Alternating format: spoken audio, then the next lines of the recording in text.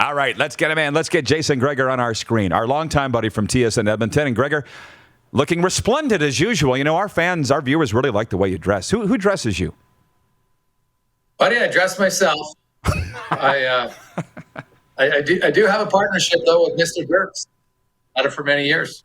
That's kind of what I wondered, where you got your clothes from more than anything.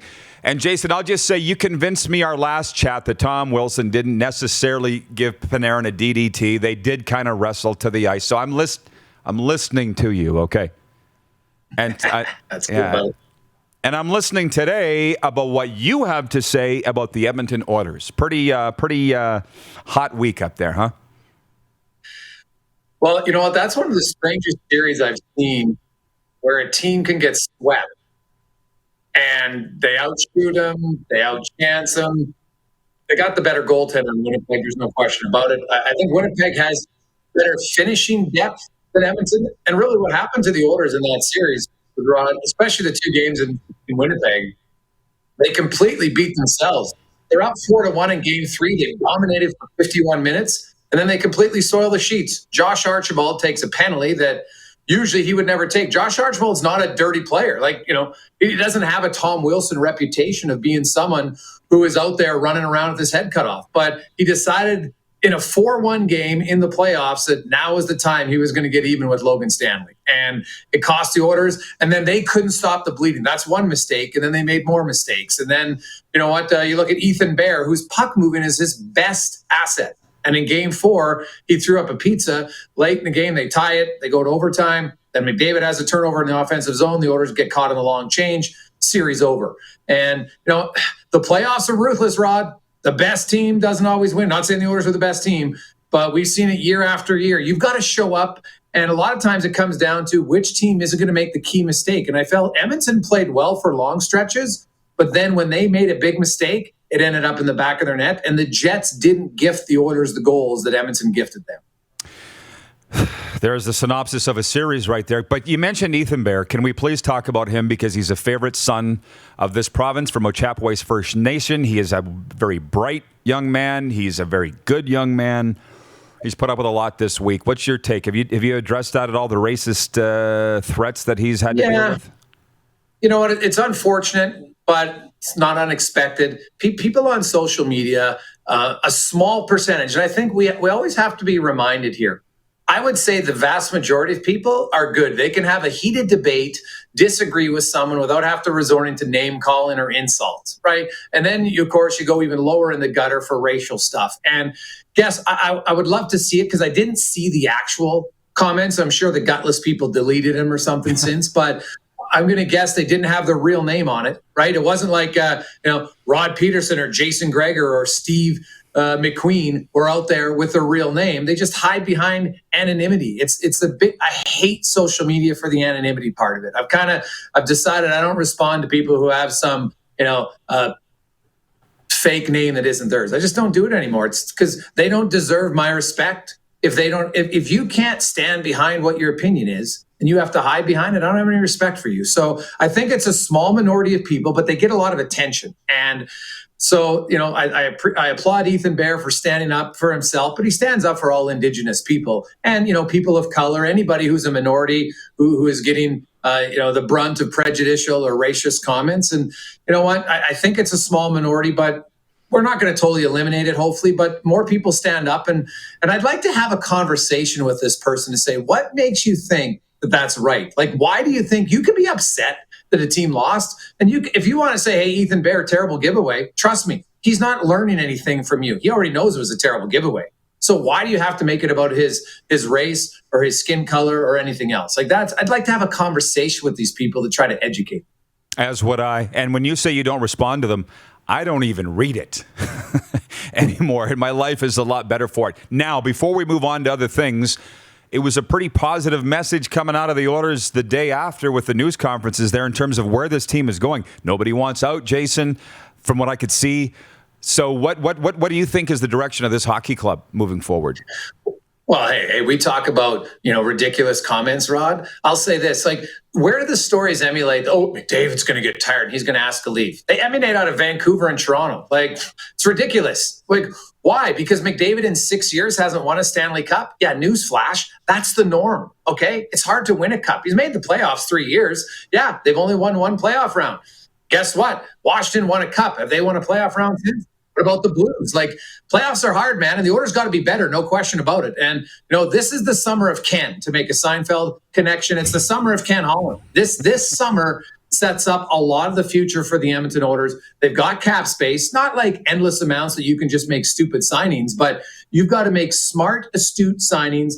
And I think Tyson Barrie is the poster boy for what you should do in Edmonton.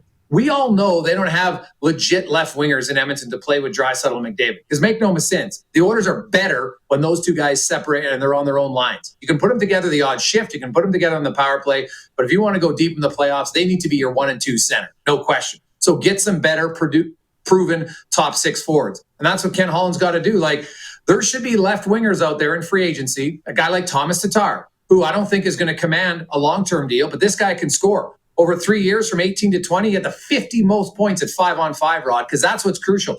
Edmonton needs guys who can produce 5-on-5. Nugent Hopkins didn't do it. He's never really been a massive 5-on-5 point producer. He's good in the power play. And that's going to be an interesting one for me. Like, I would re-sign Nugent Hopkins, but not at the term that I'm hearing of like $6 million.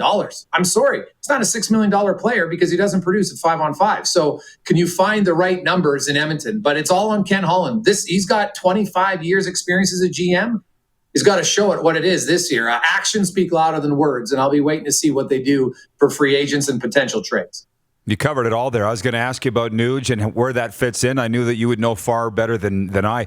It was odd timing in a way that Wayne Gretzky stepped down the day after they get swept out by the Jets to go to TNT. You probably knew that it was coming.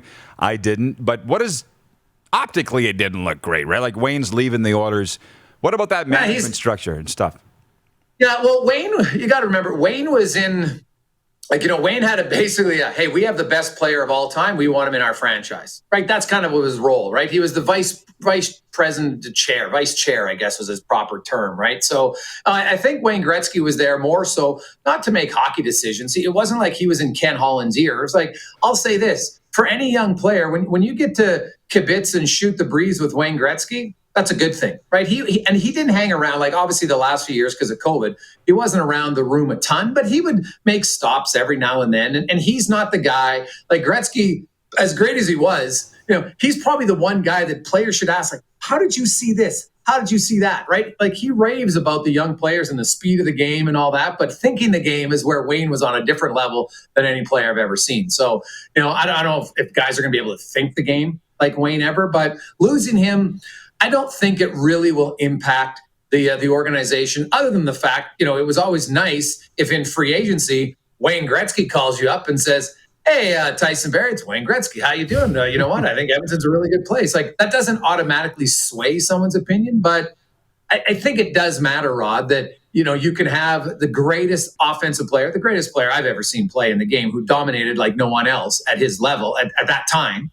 So I think it matters. So it hurts you small, maybe in the odd free agents. But I'll say this. It's now up to Connor McDavid and Leon Draisaitl. If Ken Holland has a list of guys, because it's not like McDavid should be the GM. He doesn't go and say, hey, let's decide who we talk to. But if Ken Holland says, hey, these are the guys we think will be good fits, then I believe, because it's not tampering, you're Connor McDavid, you're the best player in the game, you're Leon Draisaitl, you want a heart. If those guys call him and have a conversation, say, hey, this is what we're building, this is what we have, this is where I think why you can help us, that will carry weight. And that's kind of, you go for McDavid, and I think that probably will carry more weight for today's player than the greatest one in Gretzky.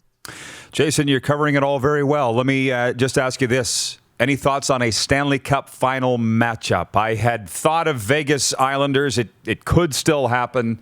I'm praying it happens, but just because I'm a Vegas fan, what are you seeing here? Well, I had Colorado at the start coming out of, I was going to say the West, but I guess it's not really the West this year. So they're in the West Division, but I like Colorado, man. They're just, if they stay healthy, they're just so good.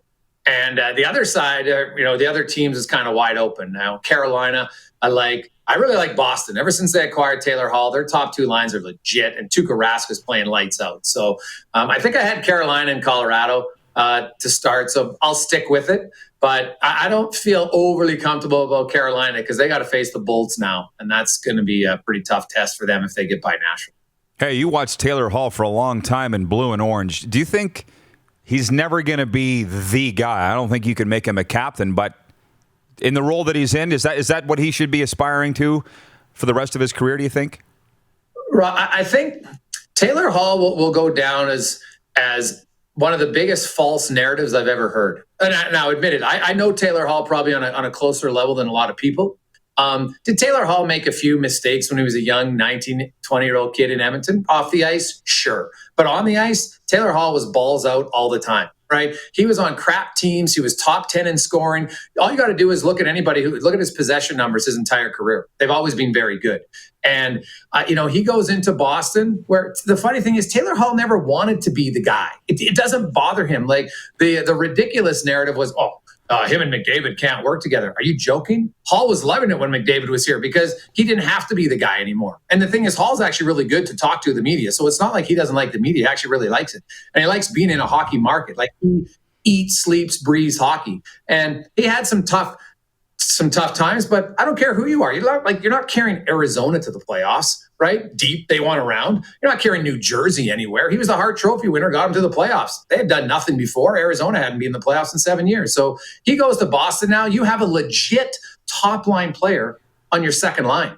That's what makes good teams. So I expect him to probably re-sign in Boston because he's comfortable there and they're going to like him and he drives offense. So he doesn't need to be a captain, Rod, and that's fine. But he's a really, really good player and probably underrated. Like some of the dumbest narratives I hear are, Taylor Hall he's not going to make you win. I'm like, oh, really? What has he done since he went to Boston? Like, grab a clue, people. International competition, he's been great. You're right. He's been saddled on some bad teams. Gregor, always love talking hockey with you, my man. Hey, Rod, what about the CFL, dude? Are we gonna have some CFL this year? What is there to say? Listen, he's told me I got 60 seconds. What do you got on the CFL? Well, hey, man, I like to look for positive stories, and hey, it looks like we might have, like outdoor stadiums. It makes sense that we can have people in outdoor stadiums by the end of the summer. So I hope everybody keeps getting vaccinated because that's what's going to help this. Get vaccinated. Like, listen to the scientists. Don't listen to some jabroni on Facebook. Yeah, I got mine. That? You got yours? Dude, I got my second one coming up here in a few weeks. I'm jacked. I forgot you're old. Oh yeah. Yeah, no, I actually I'm considered high risk, even though I don't think I am, but I have a blood disorder. So that's why I got my first shot in like early April. So gotcha, buddy. All right. Good to hear. I agree with you. All right. Have a great day, pal. Thanks for the time. Rod, have a good one. I am younger than you. It probably is. Jason Gregor joining us. How about that? Jason Gregor from TSN 1260 Edmonton. You're watching Rod Pedersen On Demand. For more of The Rod Pedersen Show, visit rodpedersen.com or follow Rod Pedersen on social media.